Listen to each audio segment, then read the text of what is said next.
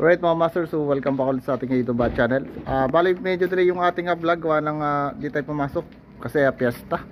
Ayan, so bali ano na tayo mga master, so finishing na. So konti na lang yung gagawin natin dito para sa ating project sa Narcisa.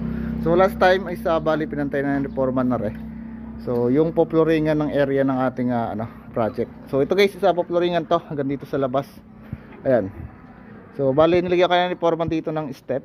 So tinambakan na. Then kasabay na ito bukas kasabay na ito mga master bukas na bubusan kasama yung mga flooring. So hatiin lang natin na busan bukas kasi hindi ito kakayanin natin, kukunti lang kasi yung tao rito.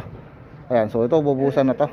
Okay, then natin sa loob naman mga master, bali finishing na. So tapos na to loob natin.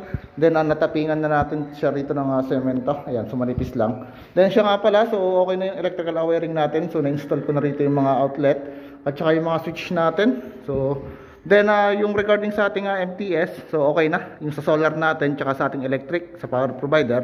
And then yung ating panel, ayan, so na-terminate na natin para naman dito sa load ng ating bahay para sa separation ng ilaw at saka outlet tsaka yung ating main. So kunti lang kasing ilaw dito kaya madali lang gawin to. Okay, so sa MTS naman natin okay na. So sa mga susunod araw is kakabit ko yung solar natin dito. Okay, so buhay natin ilaw dito. Ayan, so may ilaw na siya. Okay, so abangan nyo na lang yung separate video na pinagagawa natin dito regarding sa MTS tsaka sa panel natin tsaka sa pag-energy sa termination ng ating rito, panel tsaka spacing. Okay, so dito naman. So dito sa side mga master, ayan, so paspasan na rin si foreman pa rito. Pag mga sila, ayos ka lang dyan. So ayan, di nalasing siya, okay na. Ayan, bali inubos na lang yung halo natin. So isang patong na lang and then nalilihan, so pintura. Ayan, so okay na. Then natin sa side naman ng mga master, so tinapos ko na rin dito. Naiwan ko last time yung palitadahan ng mga poste. So tapos na to guys, palitadahan. Ayan.